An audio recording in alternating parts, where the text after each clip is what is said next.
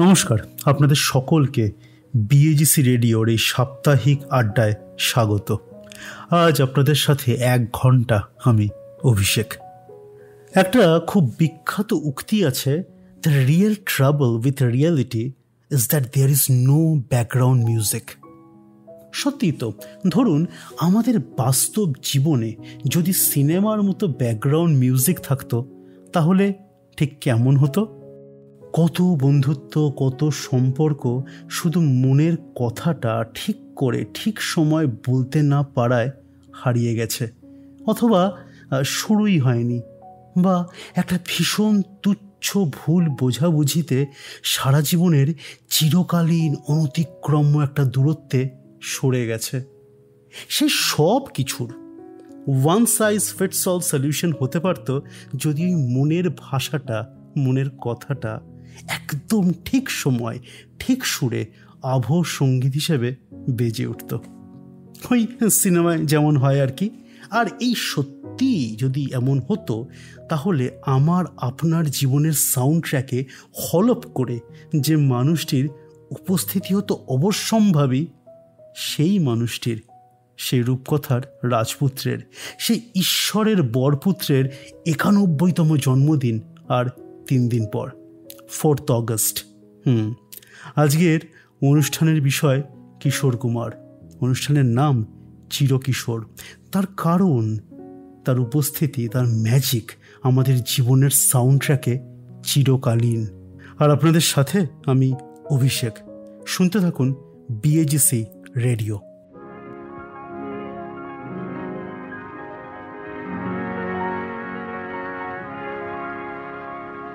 এই তো হেথায় কুঞ্জ ছায়ায় স্বপ্ন মধুর মোহে, এই জীবনে যে কটি দিন পাবো, তোমায় আমায় হেসে খেলে কাটিয়ে যাব তোহে, স্বপ্ন মধুর মোহে। রূপকথার শুরু 4 আগস্ট 1929 সাল।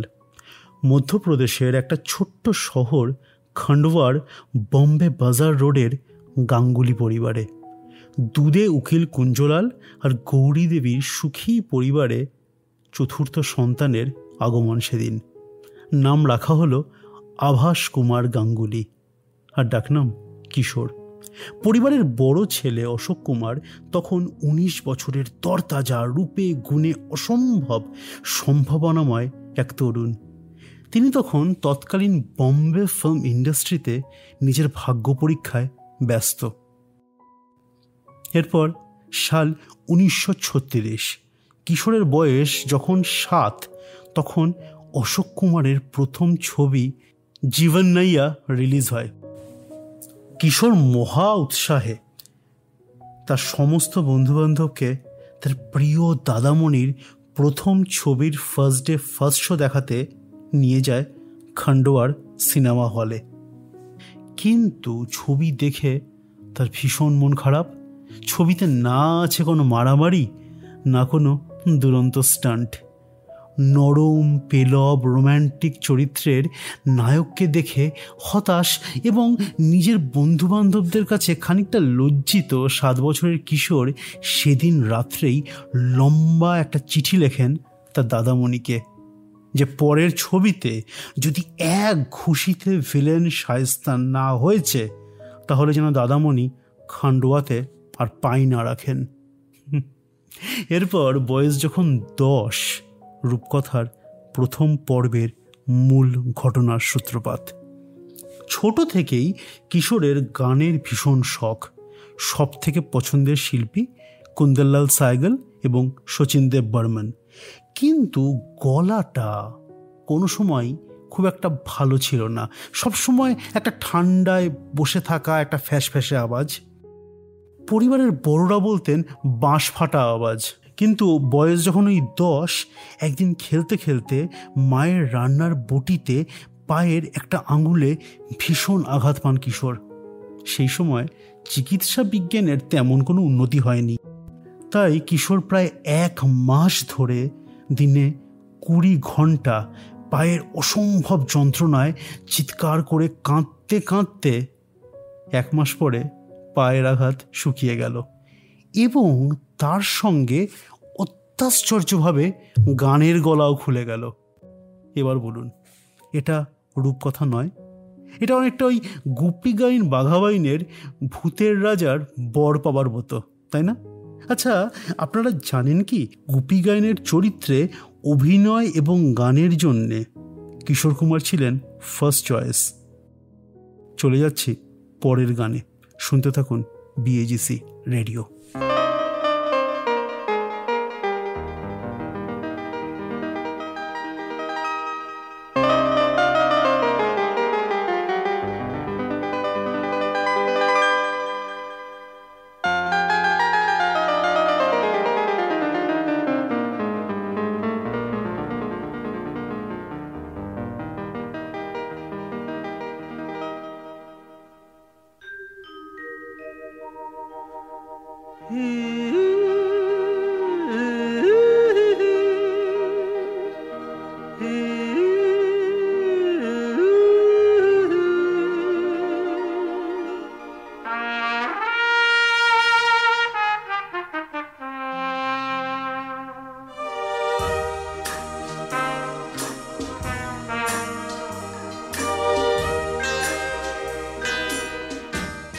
খান্ডোয়ার নিউ হাই স্কুল থেকে স্কুল জীবন শেষ করে কিশোর ভর্তি হলেন ইন্দোরের ক্রিশ্চিয়ান কলেজে।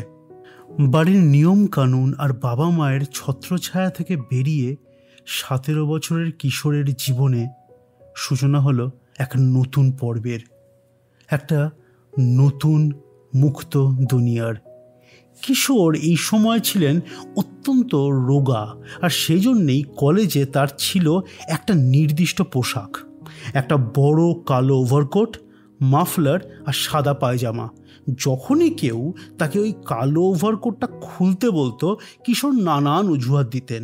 যেমন যখনই তিনি নাকি ওভারকোটটা খুলেছেন তার অ্যাক্সিডেন্ট হয়েছে, তিনি অসুস্থ হয়েছেন, গুন্ডার পাল্লায় পড়েছেন, পরীক্ষায় ফেল করেছেন, ইত্যাদি ইত্যাদি।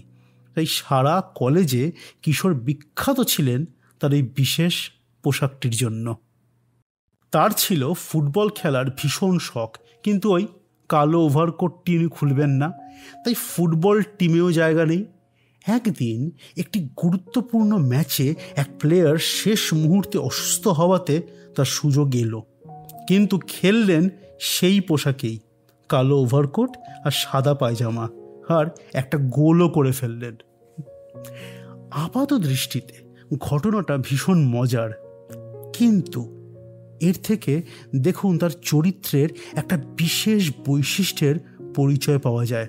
যা গতানুগতিক, যা চিরন্তন, যা বহমান, সেই সব নিয়মকে ভেঙে নিজের নতুন নিয়ম তৈরি করার একটা অদম্য সাহস আর জেদ তার কিন্তু সেই সময় থেকেই ছিল। আর তার সাথে ছিল কোনো এক ম্যাজিকে ভিড়ের একেবারে আলাদা হয়েও ভিড়টাকে নিজের কাছে টেনে নেওয়ার একটা অত্যাশ্চর্য ক্ষমতা। চলে যাব পরের গানে। আপনারা যারা বিএজিসি রেডিওর এই অনুষ্ঠানের নিয়মিত শ্রোতা, তারা জানেন যে আমরা চেষ্টা করি মূলত আমাদের অনুষ্ঠানে বাংলা গান শোনানোর। কিন্তু যে মানুষটিকে সারা জীবন কোনো বাধাগতের নিয়মে কেউ আটকে রাখতে পারল না, তার জীবনের সেলিব্রেশনটাও তো তারই মতো হওয়া উচিত, তাই না? মুক্ত, স্বাধীন। আর তাছাড়াও ওই যে শুরুতে বলেছিলাম, তিনি আমাদের জীবনের সাউন্ড ট্র্যাক, আমাদের মনের, আমাদের আবেগের, আমাদের অনুভূতির ব্যাকগ্রাউন্ড মিউজিক। আচ্ছা, অনুভূতি যেমন চিরন্তন, তেমনি তার তো কোনো নির্দিষ্ট ভাষা হয় না। তাই গানের চয়েসে আজকে আমাদের কোনো ভাষার বন্ধন নেই। কলেজে থাকাকালীন কিশোর ক্যান্টিনে দেনা করেছিলেন 5 টাকা 75 পয়সার। সেই নিয়ে পরবর্তীকালে তৈরি একটা গান আসছে, আর এই বিশেষ গানটির মধ্যে লুকিয়ে আছে কিশোর কুমারের সাংগীতিক জীবনের একটা ভীষণ গুরুত্বপূর্ণ অধ্যায়ের সূচনা। আর তার সাথে 50 বছরের ইন্ডিয়ান ফিল্ম মিউজিকের ইতিহাস। কিভাবে? শুনতে থাকুন।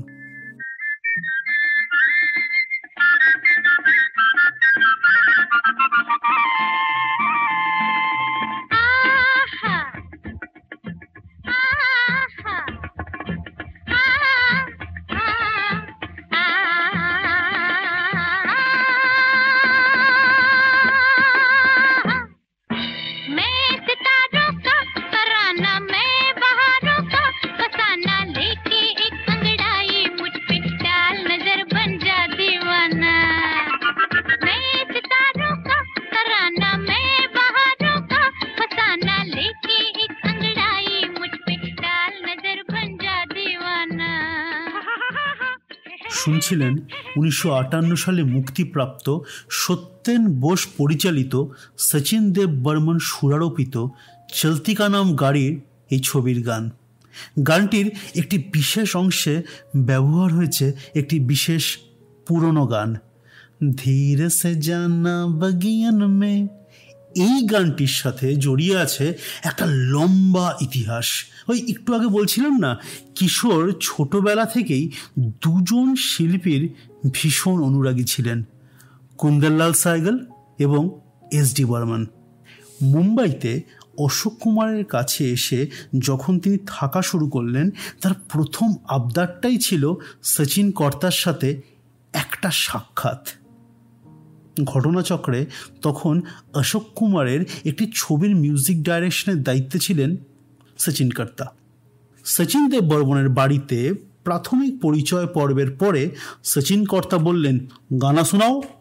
কিশোর শোনালেন সচিন কর্তার কিছু নন ফিল্মি গান, যেমন কোন নগরিয়া যাবো রে बंसी वाले कौन नगरिया जाओ, আর অবশ্যই ধীরে সে জানা বগিয়ান মে। প্রসঙ্গত জানিয়ে রাখা ভালো, এই গানটি আবার ছিল সচিন কর্তার জীবনের প্রথম রেকর্ডেড হিন্দি গান, যার অনুপ্রেরণা ছিল 1935 সালের রেকর্ডেড জসিমউদ্দিন রচিত এই গানটি।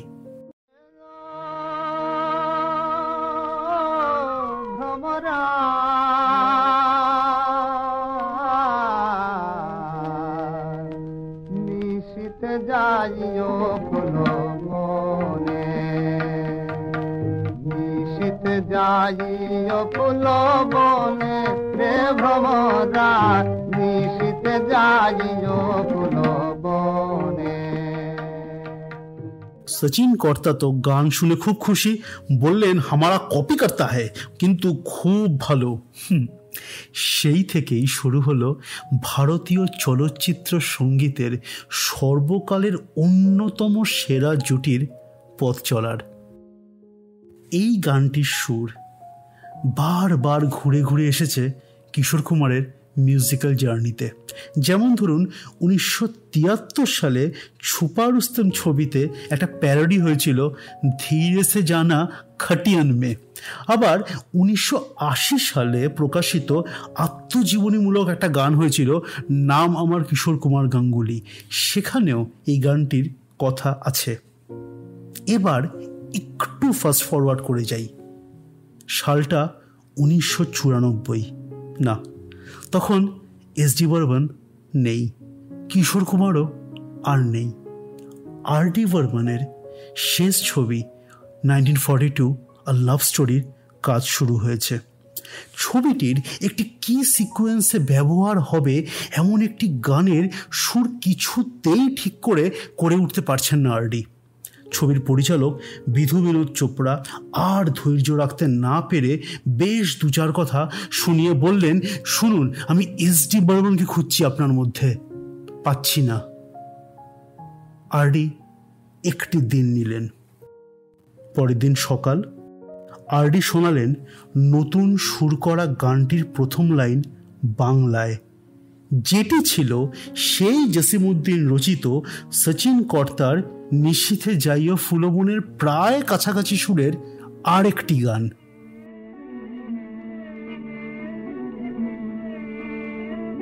रंग রঙ্গিলা রঙ্গিলা রে রঙ্গিলা রঙ্গিলা রঙ্গিলা রঙ্গিলা রে আমার ছাড়িয়ার বন্ধু কই গেলা রে বন্ধু রঙ্গিলা রঙ্গিলা রঙ্গিলা রে রঙ্গিলা। আর সেখান থেকেই তৈরি হলো কুছ না কহো।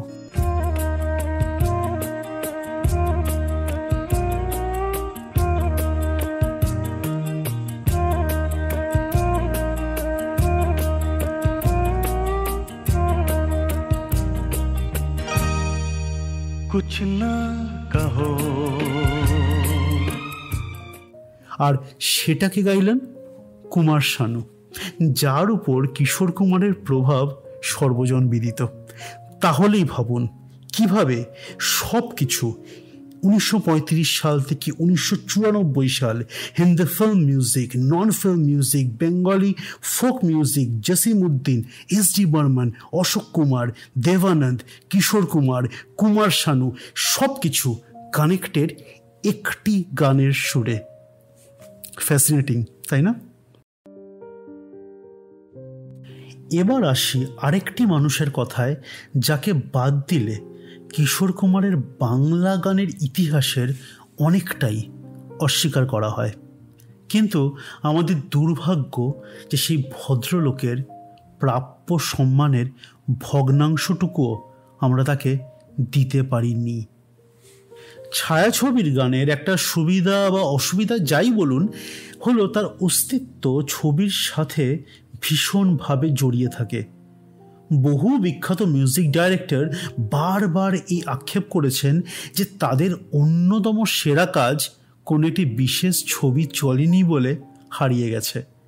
আবার এর উল্টোটাও আছে, খুব সাধারণ মিউজিক একটি অসাধারণ ছবির সাউন্ড ট্র্যাক হিসেবে লেজেন্ডারি জায়গায় পৌঁছে গেছে, এমন উদাহরণ অনেক। আবার কিছু ছবি আছে তার সময় খুব সফল, সুপারহিট, কিন্তু যাকে বলে didn't as well with time. 80 দশকের বাংলা সিনেমা তার ভাষা, তার ব্যাকরণ, তার আবেগের মাত্রা, এ সব কিছু নিয়ে আজকের বাঙালিদের কাছে একেবারে ব্রাত্য, প্রায় উপহাসের জায়গাতেই। কিন্তু এই ছবিগুলোতে অসম্ভব ভালো কিছু কালজয়ী বাংলা গান আছে, এবং তার বেশিরভাগেরই নেপথ্যে কিশোর কুমার আর অজয় দাসের জুটি। অজয় দাস ছিলেন একজন অত্যন্ত প্রতিভাবান মিউজিক ডাইরেক্টর। 1981 সাল কিশোর কুমার একদম খ্যাতির মধ্য গগনে অসম্ভব ব্যস্ত, খুব পছন্দ না হলে বা ফিনান্সিয়ালি খুব স্ট্রং রিজন না থাকলে তাকে দিয়ে একজন নতুন মিউজিক ডাইরেক্টরের পক্ষে গান গাওয়ানো ছিল খুব মুশকিল। এমন সময় প্রতিশোধ বলে একটি ছবির গানের জন্য দুরু দুরু বক্ষে 2টি গান নিজের গলাতে রেকর্ড করে ক্যাসেটে অজয় দাস বম্বে যান কিশোর কুমারের সঙ্গে দেখা করতে। উনি চেষ্টা করেছিলেন গানটি এমন করে তৈরি করতে যে যার মধ্যে কোথাও একটা ওই কুন্দনলাল সাইগলের ছোঁয়া থাকে, এবং সে ম্যাজিক কাজও করলো। কিশোর কুমার গান শুনে খুব খুশি হলেন, তিনি রাজি হলেন। গানটি ছিল মিলন তিথির পূর্ণিমা চাঁদ, এবং তারপর একের পর এক সুপারহিট গান। কিশোর কুমার অজয় দাসকে কখনো ফেরাতেন না, বলতেন ওর মতো সুর আজকাল খুব কম লোক দিতে পারে। অমরকণ্টক ছবির চিতাতেই সব শেষ এই গানটি গাওয়ার পর কিশোর কুমার তার পারিশ্রমিক ফেরত দিয়ে দিয়েছিলেন, বলেছিলেন এই গান গেয়ে আমি পয়সা নিতে পারবো না। অজয় দাস মানুষটি চলে গেছেন নিভৃতে, অবহেলায়, স্মার্ট বাঙালির চোখের আড়ালেই 2013 সালে। আসুন এই উপেক্ষিত ব্রিলিয়ান্ট মিউজিশিয়ানকে আজ একটু স্মরণ করি কিশোর কুমারের পারে শুধু আমার দু চোখ ভরে দেখবো তোমারে। ফিল্ম পরিচালক হিসেবে কিশোর কুমারের একটা ভীষণ ইন্টারেস্টিং গল্প আছে। কিশোর ছবি বানাতেন তার নিজের জন্য, পরিচালক হিসেবে তার প্রথম ছবি দূর গগন কি ছাও মে। কিশোর আগে থেকেই তার সব ডিস্ট্রিবিউটরদের বলে দিতেন যে এই ছবি 7 দিনের বেশি চলার কথা নয়। তো অবশ্যই তারা পালিয়ে যেতেন। সালটা 1964, বছরের বহু প্রতীক্ষিত একেবারে নিশ্চিত ব্লকবাস্টার এপ্রিল ফুলের জন্য পরিচালক প্রযোজক সুবোধ মুখার্জি তৎকালীন বম্বের নাম করা সিনেমা হল অলঙ্কার 8 সপ্তাহের জন্য বুক করে রেখেছেন। সবাই জানতো যে দূর গগন কি ছাও মে চলার কথা নয়। তিনি কিশোরকে বললেন, আমি তোমায় 7 দিনের জন্য হলটা ছেড়ে দিচ্ছি, 7 দিন তো আশা করি চলবে। কিশোর বললেন, মনে হয় না 2 দিনের বেশি চলবে। তবু ঠিক আছে, বলছো যখন, ধন্যবাদ। প্রথম শো, দর্শক সংখ্যা 10, কিশোর কুমারকে গুণে। সুবোধ মুখার্জি ও তার বন্ধু বান্ধবরা বললেন, প্রথম ছবি হতেই পারে, মন খারাপ করো না। কিশোর কিন্তু খুব খুশি, আরে ছবি রিলিজ তো করেছে। তারপর মুখে মুখে ছড়িয়ে গেল ছবিটির কথা, আর পরের দিন থেকে হাউসফুল বোর্ড। ছবিটিকে 8 সপ্তাহ অলঙ্কার থেকে নামানোই গেল না। আর তারপর যখন দ্বিতীয় হল সুপারে আবার রিলিজ করলো, 21 সপ্তাহ চলেছিল। আর এপ্রিল ফুল ঐতিহাসিক ফ্লপ।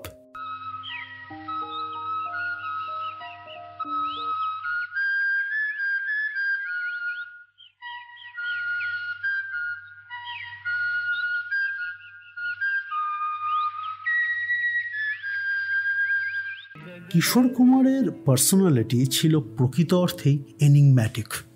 একদিকে একজন অসম্ভব উজ্জ্বল, প্রাণশক্তিতে পূর্ণ, সবসময় হাসি খুশি একটা মানুষ, আবার অন্যদিকে একজন অন্তর্মুখী, নির্বান্ধব, নিঃসঙ্গ মানুষ, যিনি সমাজ বা চারিদিকের লোকজনের থেকে প্রকৃতির কাছে, গাছেদের সাথে অনেক বেশি একাত্মবোধ করতেন।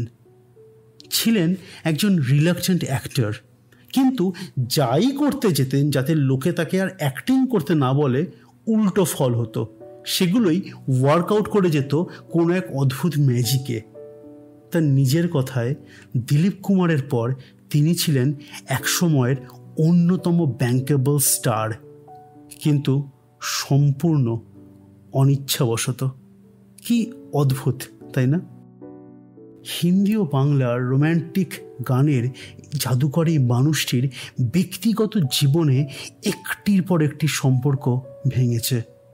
সম্পর্ক শেষ হয়েছে কখনো বিচ্ছেদে, কখনো মৃত্যুতে। প্রসঙ্গত জানিয়ে রাখি, বিখ্যাত সাংবাদিক রাজু ভারতনের মতে অভিমানের প্রথম আইডিয়া ঋষিকেশ মুখার্জি পান কিশোর কুমার আর রুমা গৌরহরতার বিবাহিত জীবন ও তার পরিণতি থেকে। একটা অদ্ভুত সার্কাস্টিক সেন্স অফ হিউমার ছিল তার।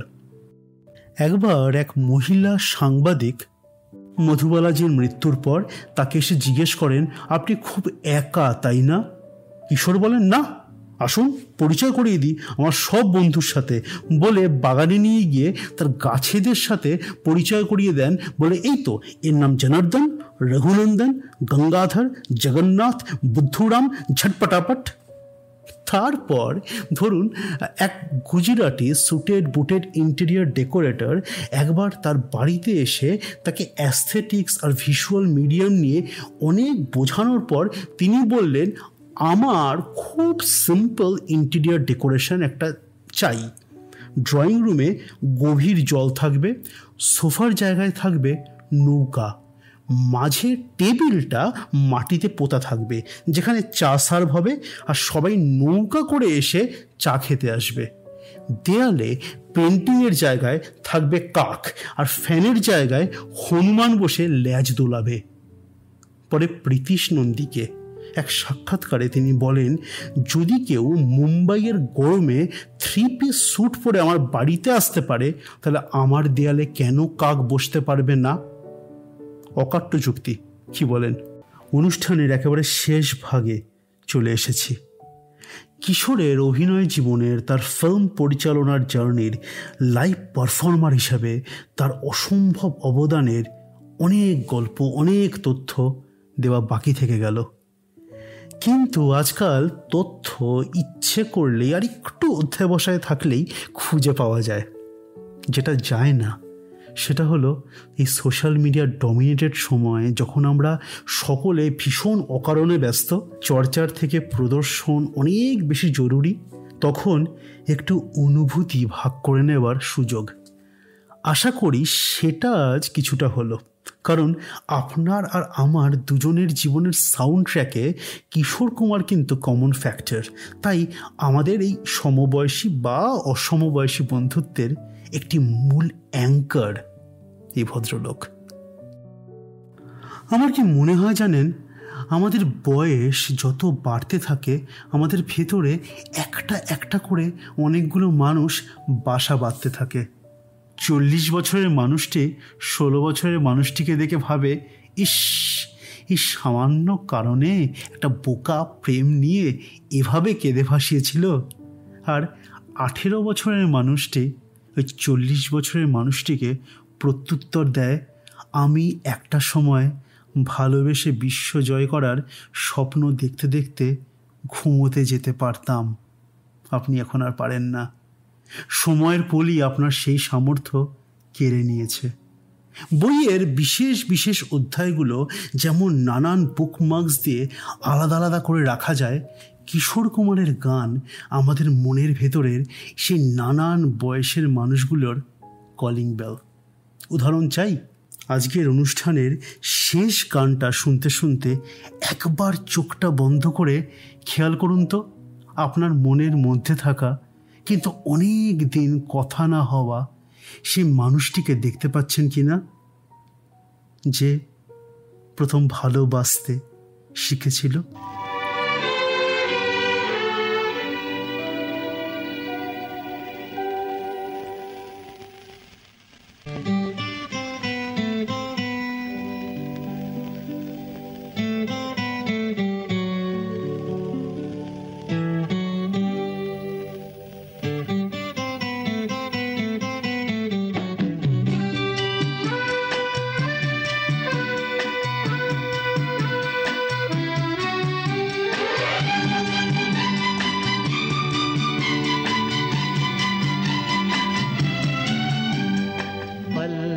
पल दिल के पास तुम रहती हो, पल पल दिल के पास तुम रहती हो, जीवन मीठी प्यार ये कहती हो,